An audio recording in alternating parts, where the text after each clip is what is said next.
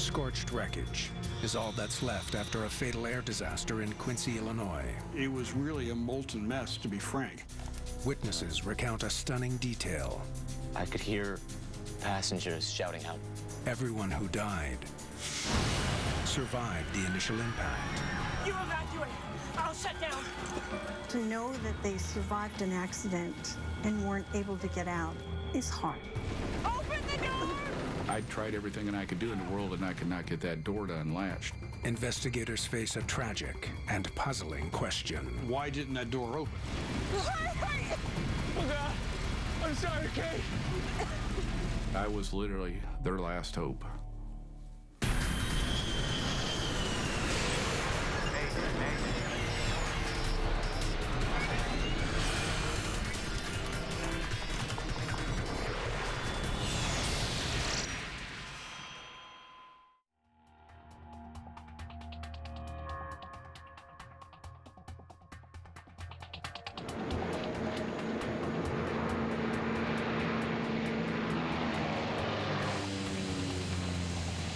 It's late afternoon. The crew of United Express Flight 5925 is nearing the end of a long workday. Doors and windows are closed and locked. Loads checked. Captain Kate Gatke and First Officer Darren McCombs have been on the job for 12 hours, piloting a string of commuter flights across the Midwest. Batteries on. Avionics are off. They're about to start their final leg, a short 20-minute flight. There are 10 passengers in the cabin, but on a short hop like this, no flight attendants. The pre-flight announcement is automated. Welcome aboard. Before we begin our flight, we'd like to review some important safety features. Please observe this. With the automated message, it's human nature. Most of us really aren't paying that much of attention. When it's a recording, it's like a commercial in the background. Who's really paying attention at all? There are 4 exits aboard this aircraft. Please take a few moments to familiarize. The Beechcraft 1900C is a twin-engine turboprop, often used as a regional commuter plane.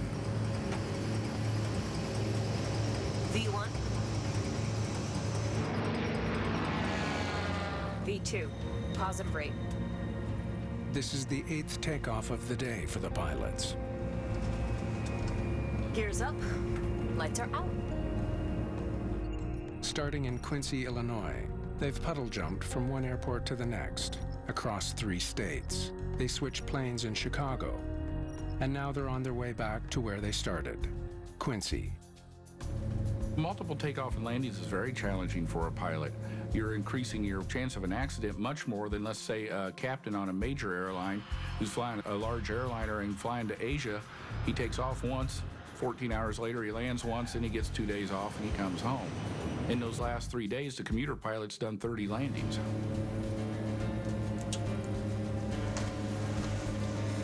Climb power set. Checks complete. 30-year-old Kate Gatke was born to fly. Her family runs a flight school in Minnesota, where she made her first solo flight when she was just 16. She's recently been promoted to captain, a big step towards her dream of flying for the majors. What's the winds down there? First Officer McCombs is 24 years old, with nearly 2,000 hours of flight time. For this final leg, he's at the controls, and the captain is handling the radio. That's done a lot to get the first officers more experience and get them up to speed so that they can transition into being a full-time captain. Winds are 060 at 8, 12 miles visibility. Their final destination is Quincy Regional Airport, where Paul Walker is working as chief pilot for a flight school. It's not real busy, but it's not completely quiet either. You're liable to see anything from a little single-place home-built airplane to a C-5 Galaxy sitting on the ramp. There are 3 intersecting runways at Quincy. Most planes take off and land on runway 13, or runway number 4. The small airport is one of thousands across the country without a tower. That means there are no controllers to direct traffic. Pilots must communicate directly with each other during takeoff and landing.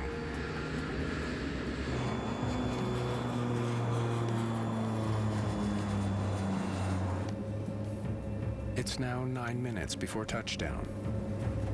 About 30 miles to the north of the field, inbound for landing runway 13 at Quincy. Any traffic in the area, please advise. Captain Gatke radios in on an open frequency, used by all pilots at Quincy. All right. Power is set. At an airport like Quincy that is non-towered, you cannot be too vigilant when you're flying an airplane. You have to have a situational awareness to realize what's probably going to be coming next and where other aircraft are. Look at that sunset, man. That's gorgeous. As they begin their descent with no tower to guide them, Captain Gatke's radio communications are critical. But she's used to it. Uncontrolled airports are a commuter pilot's bread and butter. Well, there's rules and there's regulations on the proper procedures to fly in and out of airports without towers, untowered airports. There is still control, but there's just not somebody there sitting, watching. Air 1127. Delta's taxiing out. Takeoff on runway 4. They're using 4. A King Air A90, a much smaller twin turboprop, is taxiing out to runway 4. The pilot is Neil Reinwald, a retired TWA captain. Today, he's instructing Laura Brooks. Okay, let's review procedures before takeoff. What's our takeoff weight? A far less experienced pilot, Brooks is looking to build up her flight hours on multi-engine planes. It's her first time in a King Air.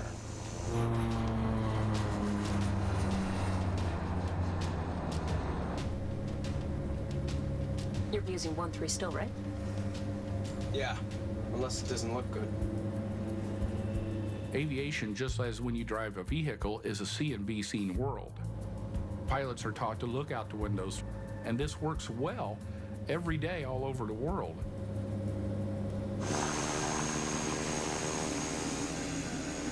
King Air 1127, Delta holding short of runway 4. Be to take in the runway for departure. The commuter plane is now 90 seconds to touchdown. The King Air is in position and holding. Position hold is when an aircraft pulls onto the end of the runway, turns, points down the runway, prepared for takeoff, and that's just what it says, holds its position. 5-mile final for runway 13 Quincy.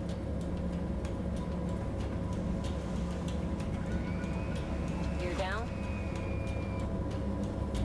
3 green. Fuel check. Okay. Navigation set. And radar set for takeoff. The captain, it was a nice day, the winds were light. He's thinking about, okay, we got a nice easy flight home. The first officer's going to do some flying, I'm going to do some instructing. As the commuter plane descends, 500. An automated voice in the cockpit gives the pilots their altitude. On short final for runway 13. 400. The aircraft gonna hold in position on runway 4, or you guys gonna take off? 7646 Juliet, holding for departure on runway 4. 200. King Air. Okay, we'll get through your intersection in just a second, sir. We appreciate that. Finals are complete. At the same moment, flight instructor Paul Walker is in a hangar at Quincy Airport. I'd walked about 10, 15 feet inside the door. While all this had been going on, the King Air had been starting, taxiing out. Max reverse.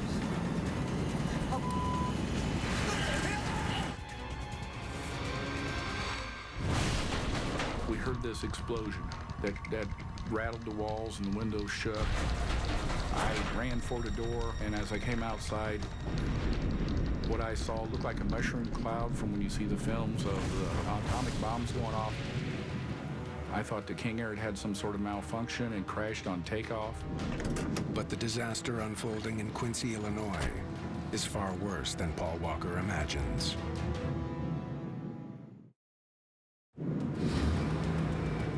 At Quincy Airport, Paul Walker rushes toward burning wreckage on the runway. I would say I was at the crash site in less than a minute and a half.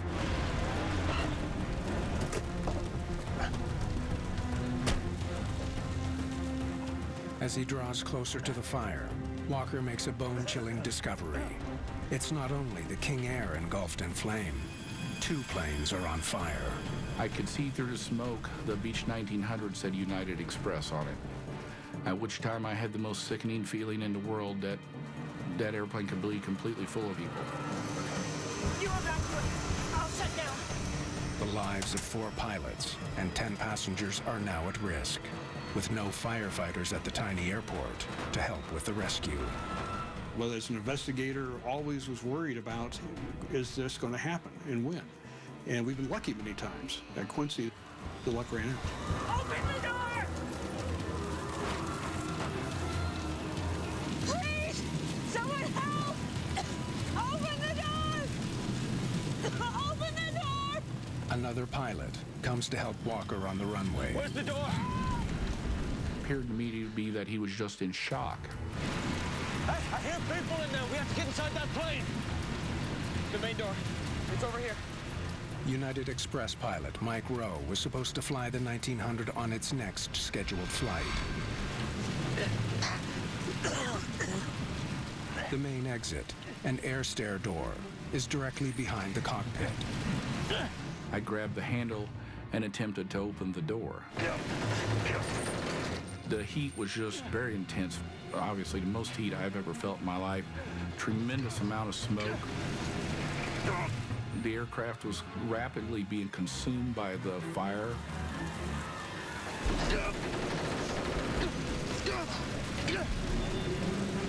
When I wiggled the handle a little bit, somebody on the inside wiggled it the other way.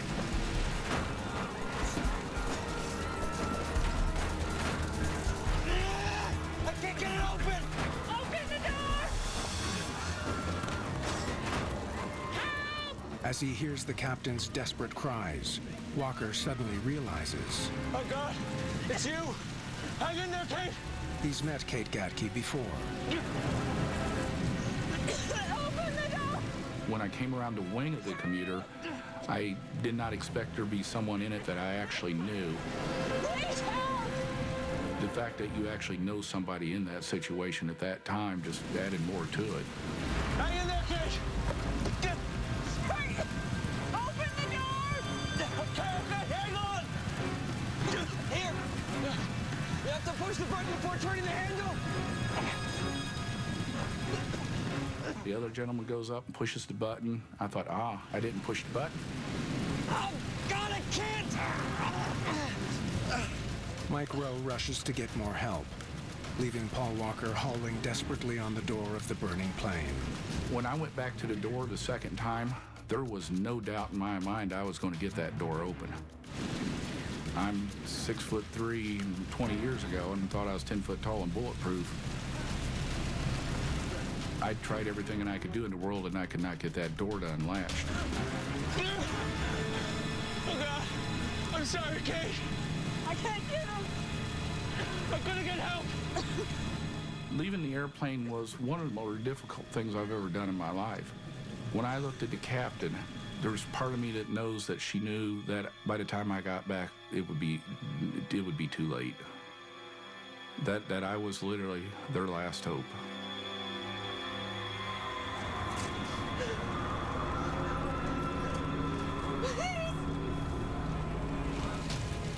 Moments later, all hope for the crash survivors is lost.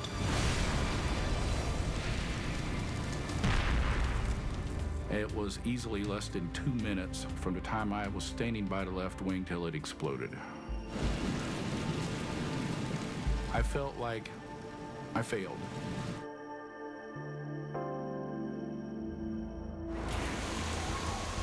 Despite Paul Walker's heroic efforts, 4 pilots and 10 passengers are dead. It's one of the worst runway accidents in North American history. Over the years, I've come to rationalize it in my mind that there were 10 or 12 people at the airport, and of 10 or 12 people, only 2 of us went to the crash scene, and I was the first one to it, and I was the last one to leave. And that's helped me. At least I tried. I may have failed, but I tried.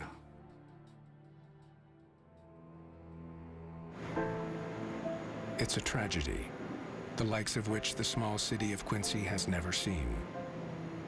And in Minnesota, the Gatke family is devastated. Kate's dreams of someday flying the big jets began right in her own backyard. That's where her family's flying school is. I think Katie did everything she could have to get out of that situation and to protect the people she had in her plane.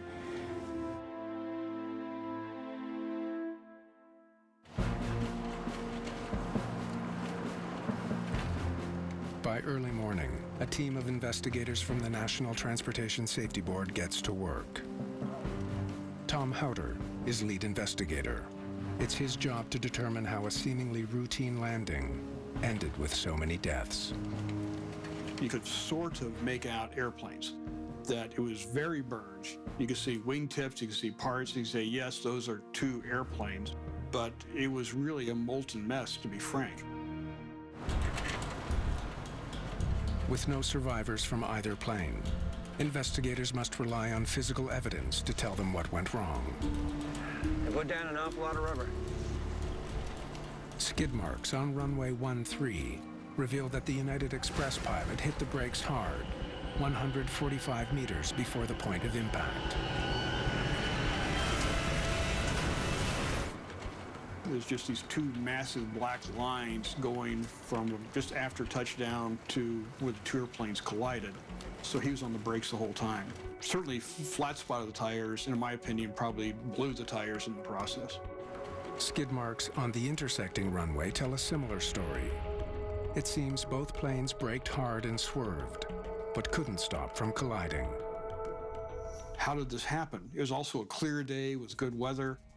So everything looks like this accident shouldn't have occurred. So trying to put it together, what happened on this day? Where did the faults come into play that caused these airplanes to collide at the intersection of 2 runways? Houter studies the wreckage, trying to piece together a detailed picture of the fatal collision. Okay, let's figure this thing out. Most of the wreckage is destroyed or badly scorched, but a few key pieces tell the tale. Well, we have some missing paint and a good-sized dent. This is definitely from the collision. Okay. The nose of the King Air is dented, and its blue paint has been scraped away. And here, this is the prop from the United, which means that blue paint came from the King Air. So you can look at the paint transfer marks, and you have a pretty good idea that the angle that the airplanes came together. This is a side swipe. It looks like they tried to squeak past each other, but then their noses touched, and then they just got tangled up together. They essentially hit side to side.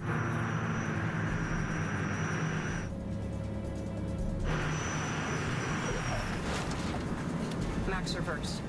Investigators calculate the United Express plane touched down with a speed of 194 kilometers an hour.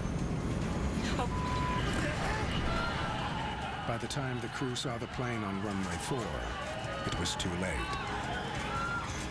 The King Air is accelerating towards the same point at about 185 kilometers an hour. It takes just 7 seconds for the 2 planes to collide.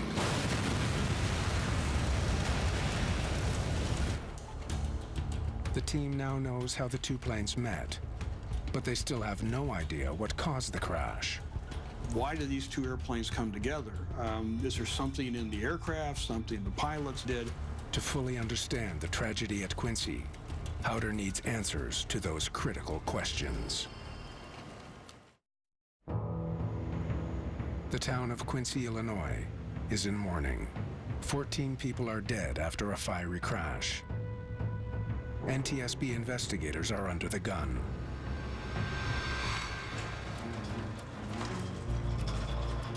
Amidst the charred debris, they make a major find: the cockpit voice recorder from United Express 5925. This cockpit voice recorder is very important in a situation like this. What was the crew saying? What were they thinking?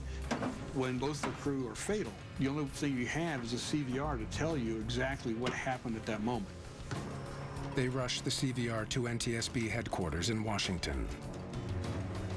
Investigators are hoping the data inside has survived the fire. As head of the operations group, David Ivey focuses his attention on pilot behavior. This accident is probably one of the most unusual that I had investigated in my career. Somehow, the pilots didn't see each other coming, despite the clear skies. On short final for runway 13. Why did all this on such a clear night with no restrictions to visibility occur? While Ivy waits for word on the all-important cockpit voice recording, he gets what he can from witnesses. Hi, Dave. I'm Paul. Come on in, have a seat. I had personally never been around a crash investigation of any type. I was very impressed with it. What they came in and did, just a very class act, very professional. I raced out there as fast as I could after I heard the crash. Walker didn't see the collision, but he provides investigators with a chilling detail about the accident. I could see Kate. She was crying out for help.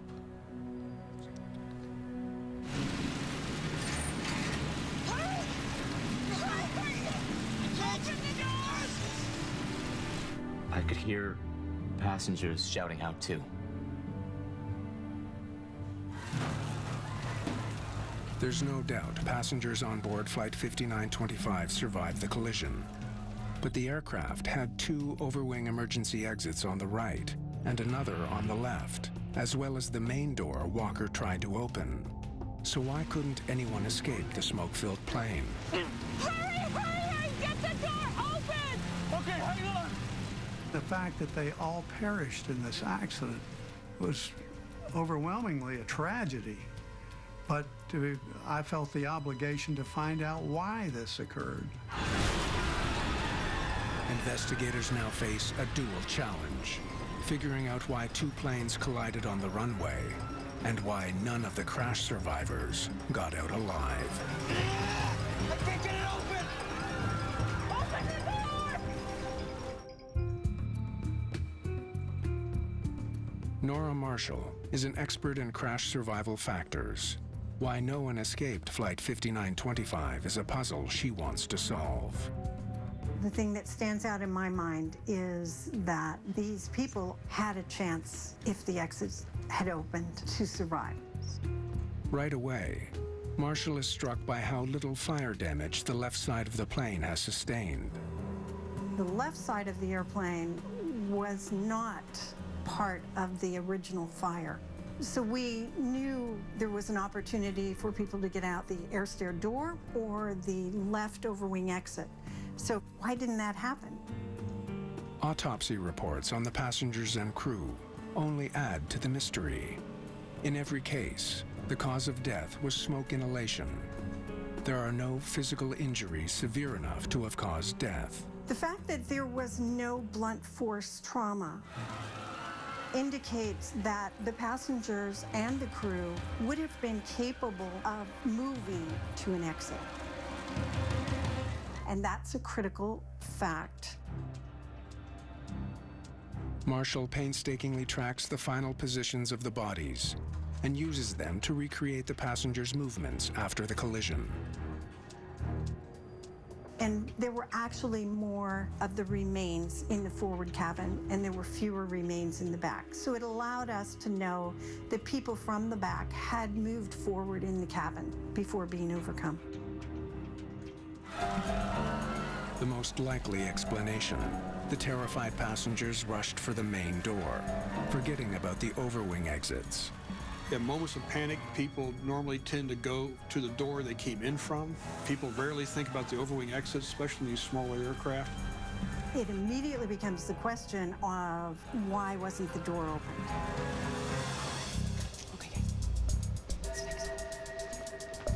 So what position was it in when you first got there? Like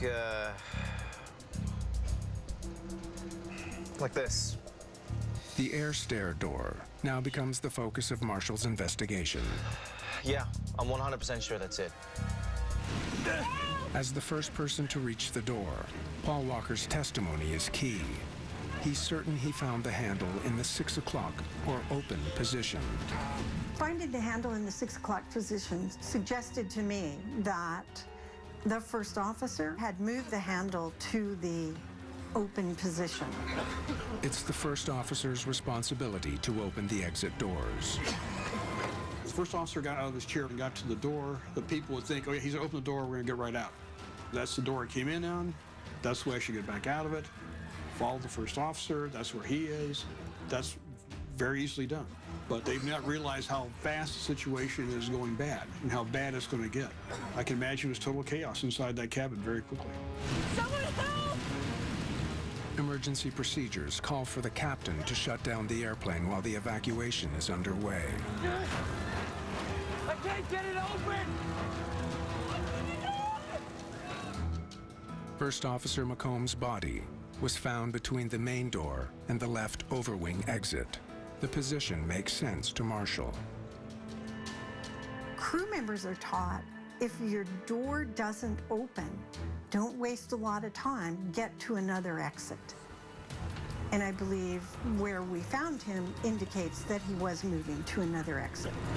But in the overpowering smoke and heat, First Officer McCombs never made it to another exit.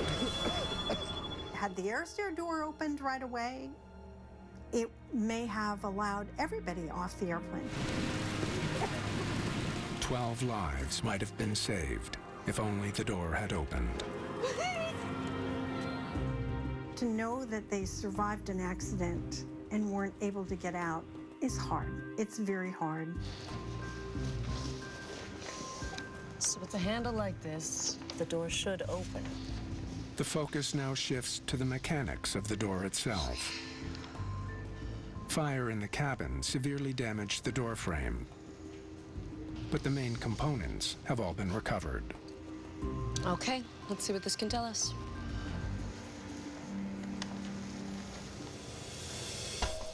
The locking mechanism is simple, with 3 cam locks on each side. A single cable connects the door handle to the cams. When the handle turns, the cable rotates all the cams to lock or unlock the door. The cams have to rotate about 150 degrees from the locked position for the door to be open.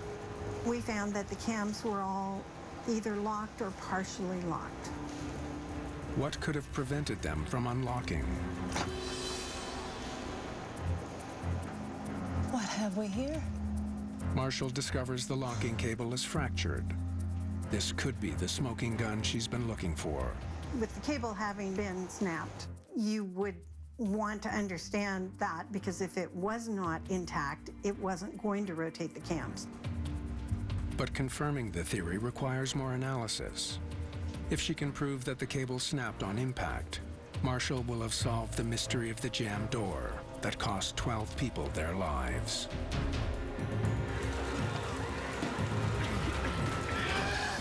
I can't get it open!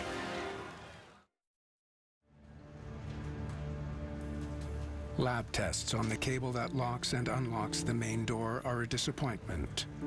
The critical component did not break on impact. The cable had broken, and the metallurgist determined that that was a result of heat and stress from the post-crash fire. Okay, hang on! In other words, the critical cable didn't break until after the fire killed everyone on board. What jammed the door is still a mystery. Then we're back to, okay, why didn't the door open? The plane's manufacturer advises Marshall that the air stair door on the 1900C will not open if there's even a small amount of slack in the locking cable. If there was a 1/4 inch of slack or greater in the cable, that the cams would not rotate. Slack in the cable. Is that what happened?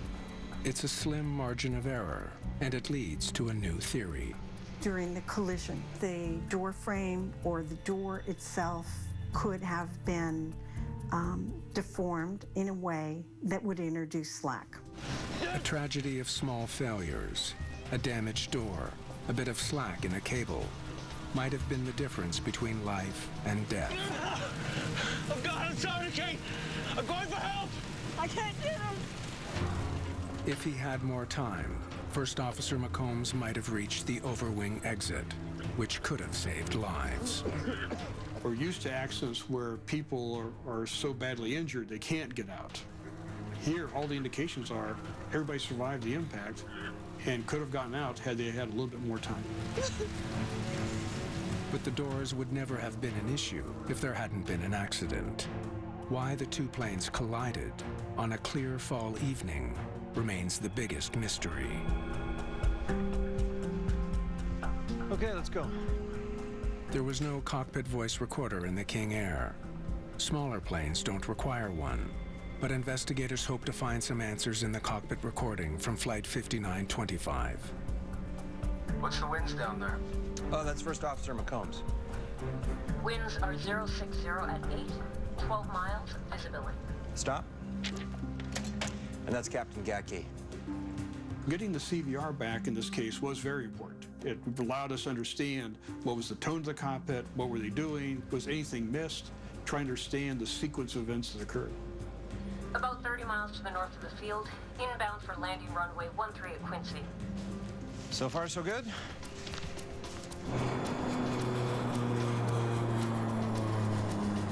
As the Beech 1900 approached Quincy, it made all the required radio calls. Quincy traffic, we're approaching the area, we're this far out. Quincy traffic, we're now this far out. 3 at Quincy. Any traffic in the area, please advise. Captain Gatke gives other pilots a chance to let her know if they want to use the runway. She gets no response. More than 3 minutes pass before Laura Brooks radios in from the King Air. King Air 1127, Delta's taxiing out. Takeoff on runway 4. Sounds like the students handling the radio calls. They're using 4. Stop. See, that tells me they heard the King Air. They know it was approaching the runway, and they're watching for it. Kate Gatke is making all the right calls, but it isn't clear if the pilots in the King Air heard any of them. We'll be inbound to enter on the left base for runway 13 at Quincy. Any other traffic, please advise. No response? Where's the King Air? It's more than 2 minutes before Laura Brooks makes her second and final transmission. King Air 1127, holding short of runway 4. Be taken the runway for departure. Less than a minute to touchdown. The King Air is still holding. Captain Gatke double-checks whether the King Air intends to stay put on runway 4 while she lands on 13. The aircraft gonna hold in position on runway 4. You guys gonna take off. 300. What investigators hear next comes as a complete surprise. 7646 Juliet, holding for departure on runway 4. Who the hell's answering her? That's not the King Air. It's a stunning development. There was a radio call from a second plane waiting to take the runway. That little communication was critical to what happened on this accident. Hi, yes, I need some help tracking down a pilot who was at Quincy Airport on November 19th. Tom Howder is now on the hunt for a mystery pilot. He was right there when it happened. So we wanted to talk to him. What did you know? What did you see? What was going on?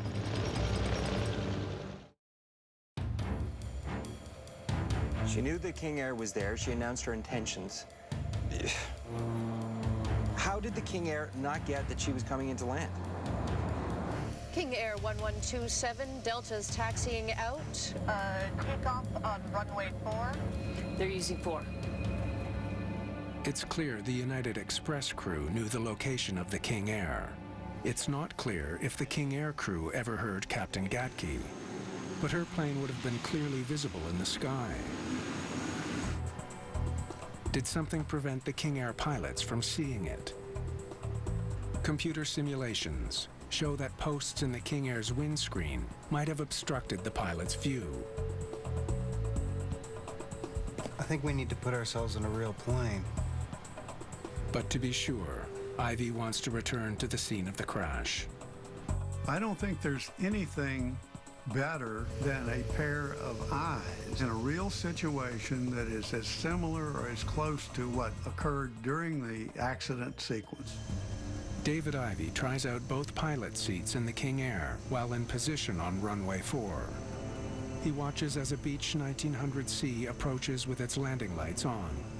It flew downwind, made a left turn to a final approach, and we were looking at what we could see. The lights, how visible was the airplane?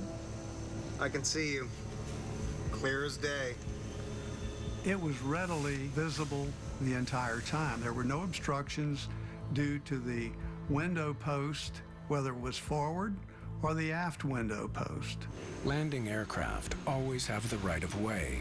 It seems inconceivable that a pilot would roll onto an intersecting runway knowing a plane was on final approach.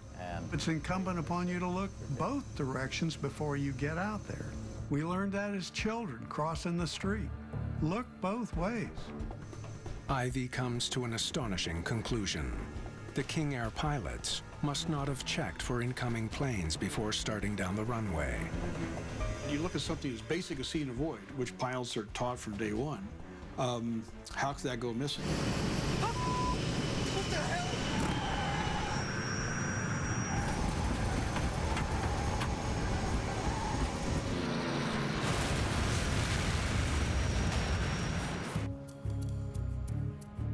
David Ivy turns his attention to King Air pilot Neil Reinwald, combing through his FAA records and talking to people he's worked with. He had been an Air Force Reserve pilot. He had been a pilot for Trans World Airlines. His resume looked tremendous. Why would such an experienced pilot taxi onto a runway while another plane is landing? Ivy keeps digging and soon makes a stunning discovery. We found out that he failed a check ride.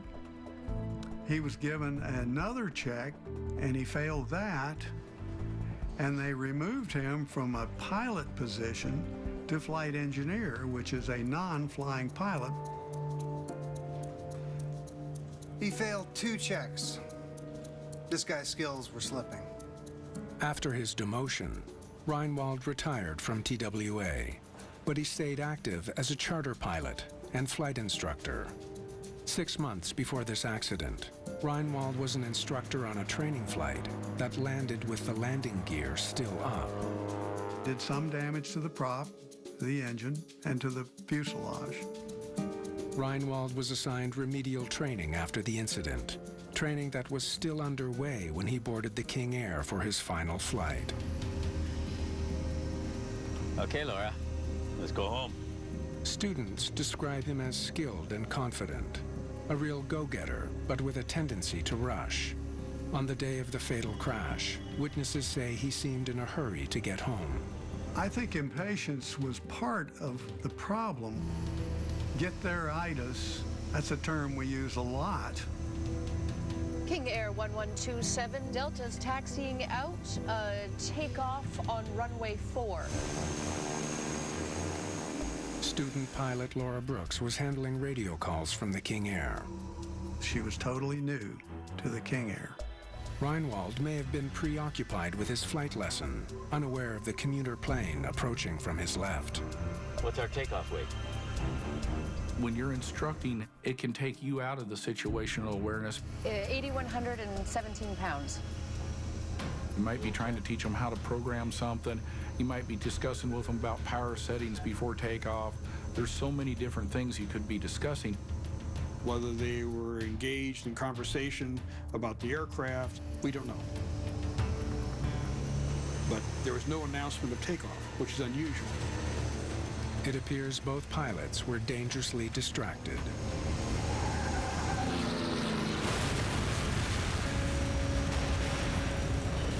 They weren't looking at the big picture of where they were at and what was going on around them in the world.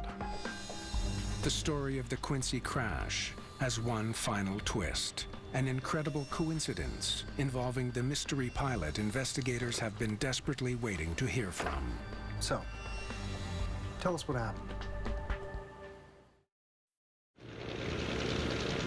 A Piper Cherokee waits to take off moments before the crash. At the controls is rookie pilot Larry Bedford. We were in the run-up area behind the King Air.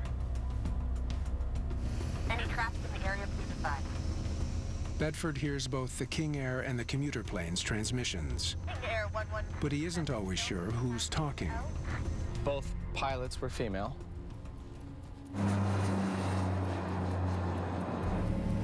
The aircraft gonna hold a position on runway 4. You guys gonna take off? When the King Air doesn't respond to Captain Gatke's question, Bedford steps in. 7646 Juliet. There was no reason for the pilot of the Cherokee, who's not on the active runway, who's not going to take off, to have made that call. He did not use his type of airplane. If he had said Cherokee, that would have served as a clarifying point. 6 Juliet, holding for departure on runway 4, behind on the King Air. Holding behind the King Air was the statement he said he made. Holding for departure on runway 4, behind on the King Air. There was a mechanical device in that Beech 1900 that at the appointed time said 200. Departure on runway 4, behind on the King Air. And that masked the word behind the King Air. Captain Gatke thinks the call is coming from the King Air. Okay, we'll get through the intersection in just a second, sir. We appreciate that.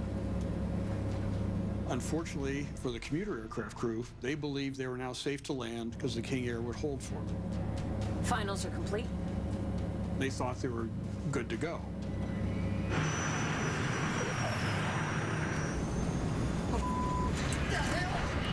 A split-second mechanical message, combined with a rookie's confusing radio call, caused a fatal misunderstanding.